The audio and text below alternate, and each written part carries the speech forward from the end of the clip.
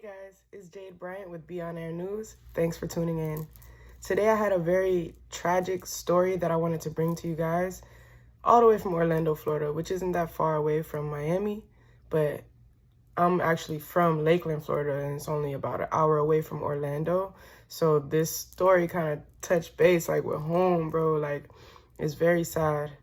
We had a 14-year-old boy fall from a free fall amusement park ride, which stands taller than the Statue of Liberty. You may or may not have heard of Icon Park. It's a fairly newer park along International Drive in Orlando. If you don't know International Drive is, that's like one of the most busiest streets in Orlando where all the tourist attractions are.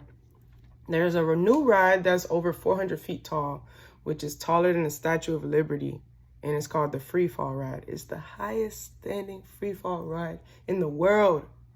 And they decided to not triple secure the seating. They just had an automatic lock system, no seat belts. The ride automatically locks itself, and that's it. It took the passengers all the way up to the top, and as it was on his way back down, the 14-year-old boy flew off. Tyrese Sampson is his name, from Missouri, St. Louis, Missouri. And our thoughts and prayers just go out to his family, because I know this is a very tragic thing to deal with while you're away on vacation to Orlando, Florida, trying to make your kid happy. You're not expecting him to fall from a ride at an amusement park. So yeah, stay tuned. We're gonna see if the investigators, police, anybody can get to the bottom of this. This ride, I believe, should not be back opened. And I believe all free fall rides around the world, they should just close down for a little while to revamp the secureness of the seats. Because I believe the passenger's life should be way more valuable than just having an automatic click system. Put 10 seatbelts. Why not? This ride goes taller than the Statue of Liberty. If you had the money to build that, you had the money to secure it.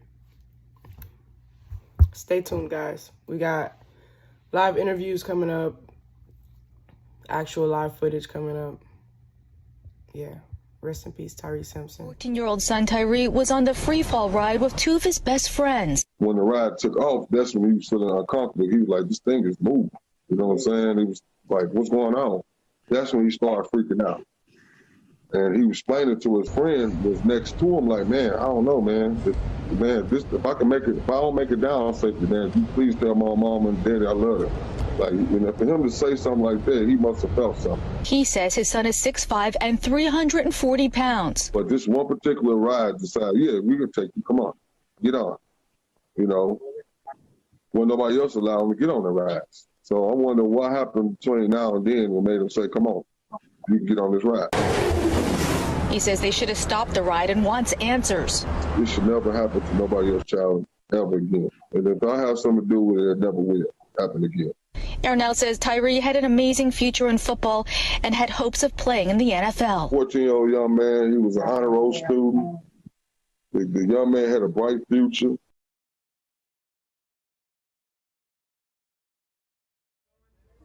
That's great. Coming down 75 miles per hour. A thrill-seeking ride at a Florida amusement park ending in tragedy after a 14-year-old boy suffered a deadly fall Thursday at Icon Park in Orlando.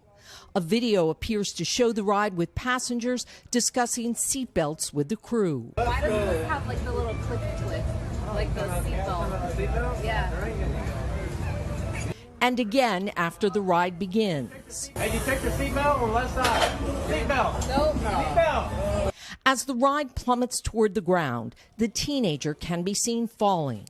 The Orange County Sheriff's Department later confirming that a 14-year-old boy was taken to the hospital where he died from his injuries.